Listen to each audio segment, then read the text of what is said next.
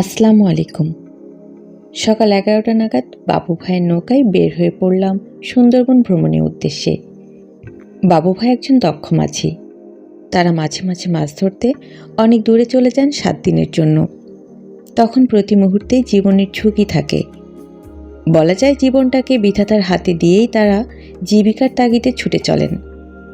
আজ অবশ্য চমৎকার একটা প্রস্তাব পেয়েছিলাম পায়ে হেঁটে সুন্দরবনের ভেতরে ভ্রমণ করবার, তবে সাহসে কুলায় নাই।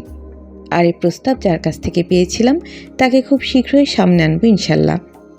এই অঞ্চলের বাঘেদের বাঘ, সেই টাইগার গনি ভাইয়ের কথা বলছি।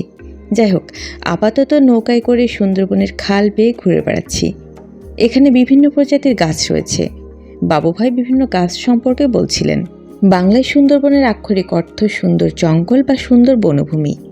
সুন্দরী গাছ থেকে সুন্দরবনের নামকরণ হয়ে থাকতে পারে, যা এখানে প্রচুর জন্মায়।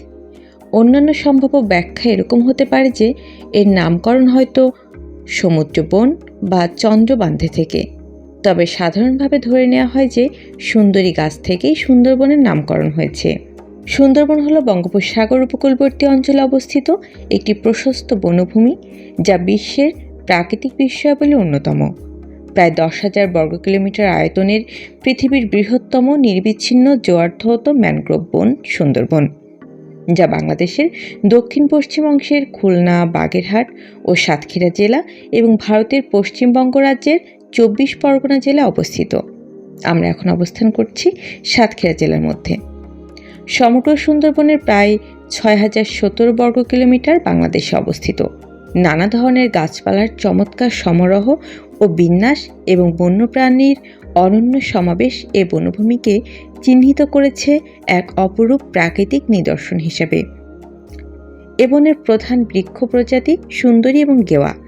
এছাড়া পশুর, ধুন্দল, গরান, বাইন, কেওড়া ইত্যাদি গাছও প্রাকৃতিকভাবে জন্মে। সুন্দরবন নানা ধরনের প্রাণী বৈচিত্র্যে অনন্য।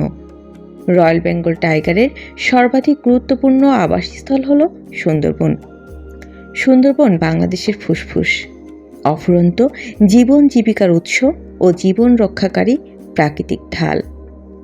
চর্মচক্ষে এসব উপকারিতা আমরা খুব একটা দেখি না বলে সুন্দরবনের গুরুত্ব আমাদের কাছে উদাসীনতায় পরিণত হয়েছে।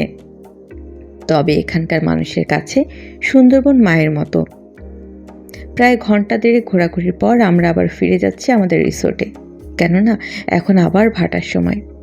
দেরি করলে সেই কাদা মারিয়ে তারপর রাস্তায় উঠতে হবে। আপাতত বিদায় নিচ্ছি। ধন্যবাদ।